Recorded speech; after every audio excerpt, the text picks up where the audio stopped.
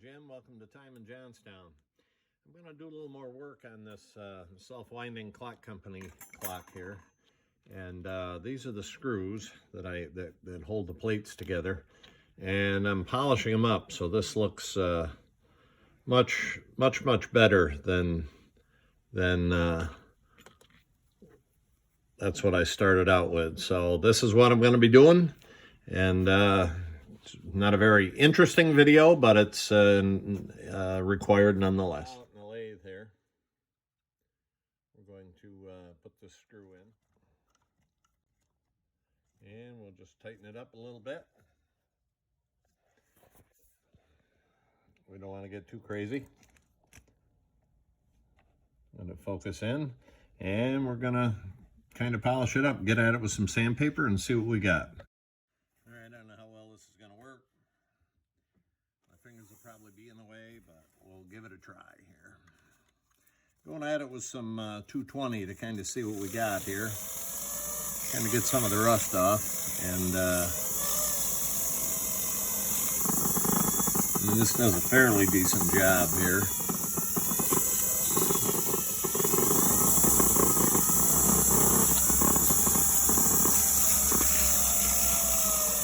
But these have seen years of neglect. I don't know if anybody's ever taken it apart. Some of the screw heads are a little messed up. So we'll go at them with a little file and clean them up like I did the other one. You can see where they've had a screwdriver in it, and it's kind of rounded the widened the hole out. It kind of peened it over using the screwdriver on these.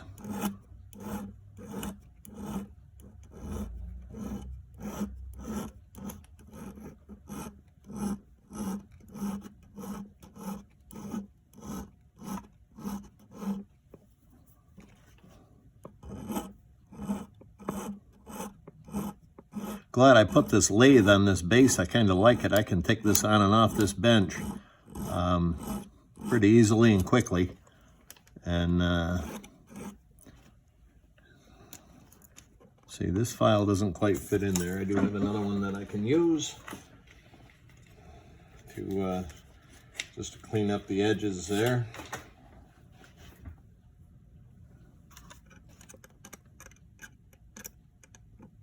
That one I thought, where is it? I know it's here somewhere.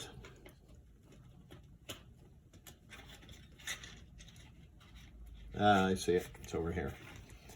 I don't actually have a file really thin enough to get in there and do what I want to do, so I use this and just carefully draw it back to clean that up, straighten up the edge.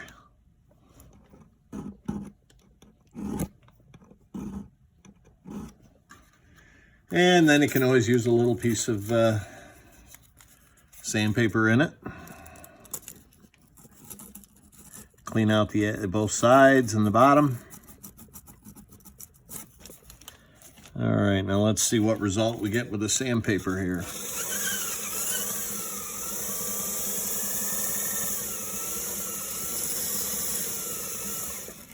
And as you can already see, the dark spots that were there are just about gone. So that worked pretty well with the, cleaning that up with the file. And but we're going to reduce the grit size here shortly because I want to get a decent polish to them. I mean, I'm not going to get a mirror finish on it, but I do want it to look kind of nice here once I get it done. And I haven't even begun on the motor yet. We got to get on the winding motor. We'll be doing that here very shortly. So got to pull that apart, clean that up. I got to check the coils. I don't know if I have to have them rewound or whatever. We'll cross that bridge when we get there. Oops, we lost our belt here.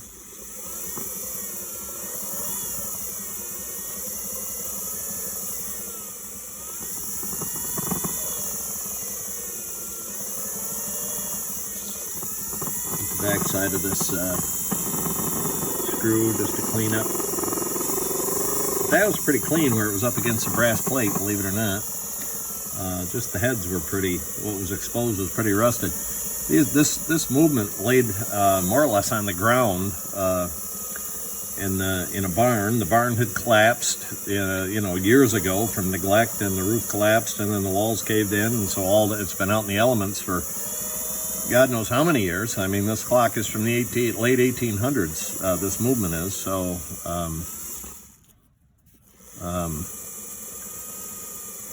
How long it sat there, I don't know, but a friend of mine picked it up and he knew I was into clocks, and he said, "Hey, you want this?" I sure, I'll take it and give it a try.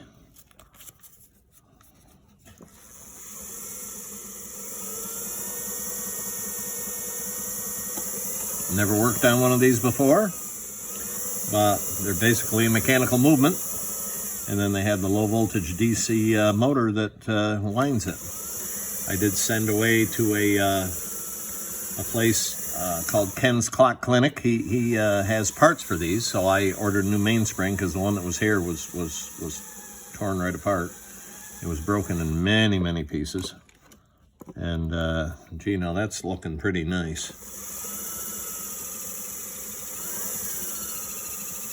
And like I said, this is kind of a monotonous video for that, but it shows you what's necessary to restore. If you're trying to restore a clock, and kind of try and get this over to you. So that's a lot better than what it was. The videos don't do it justice. The lighting, let's see if I can get some better lighting here on the subject. The lighting isn't really great, but there's still some scratches in it, and if I wanted to take it down more, I can. And I probably will on this one. I might go back at it with the more harsher grit first, just to get a little bit more of that off, and then polish it again. So this screw's got a little pitting in it, so I'm going to hit it with the file and kind of try and get some of the pits out of it. I can kind of see where the file is to know whether I'm holding it flat on the side.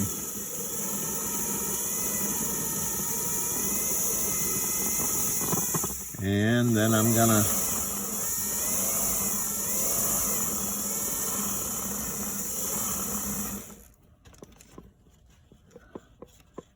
it appears as though I got the pitting out of it.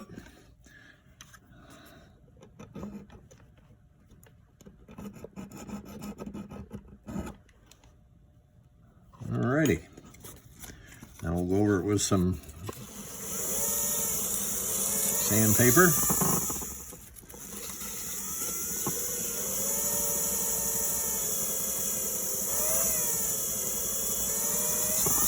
I'm not trying to make it perfect, but I mean, I know I could probably get new screws, or I could actually cut new screws. But I'm just going to try and bring back the original ones and keep it as original as possible. And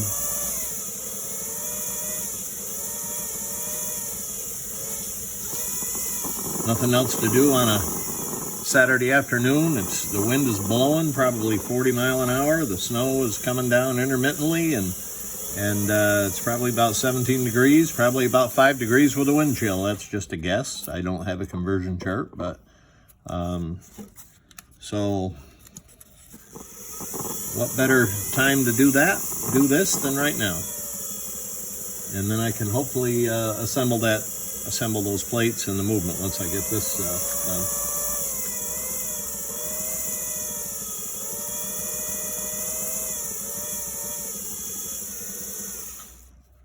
Yeah, that's shining up. That's polishing up really nice. Those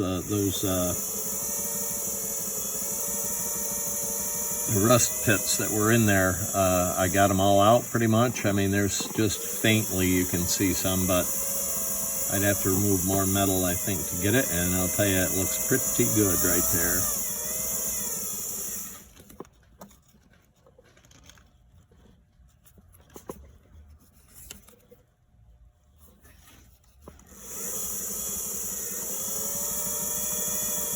A little more with this fine grit here.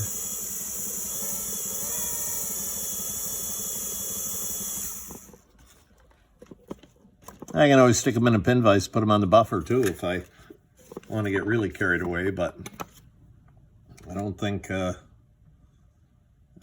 that's necessary. And there it is. That was pitted up pretty good, so that didn't come out bad. The camera doesn't do it justice, but when you're considering that this is basically what they look like when I started, you know, they're coming out pretty nice. So what I'm working on now are these posts here that go between the movement plates. And as you can see, they're pretty well rusted up and pitted. So here's what I end up with. Put them on the lathe. I hit them with a file as I go around to try and get some of the pits out, and then I use sandpaper to you know, kind of polish them up. And there's a couple of pits right there that they're just, and the camera doesn't do a good job of showing it, but they're just so deep that, you know, I'd really have to grind it down. And I mean, I suppose I could turn it and I could even make new ones, but like I say, I'm trying to keep it original. The brass ones come out pretty good. These actually hold the movement to the back, to this here, to that mounting plate. That's what these do. And they screw in there and sandwich the movement between there. And then the other brass ones go in between. But there is one, there's one steel post goes between the movement plate. And I've got to review my video and see which post this goes on, because I'm not sure. These are actually riveted over. If you look down in there, you can see it's riveted over. So I haven't done anything. I'm not going to pull them out of there because they're fastened in there pretty securely. If they were screwed in, I'd try and get them out, but I don't know, I don't think the light is so that you can see. Let me try something here. There, you can see how they're like riveted over. So I'm not going to do anything with those. I'm going to leave them as is, and I'm not going to.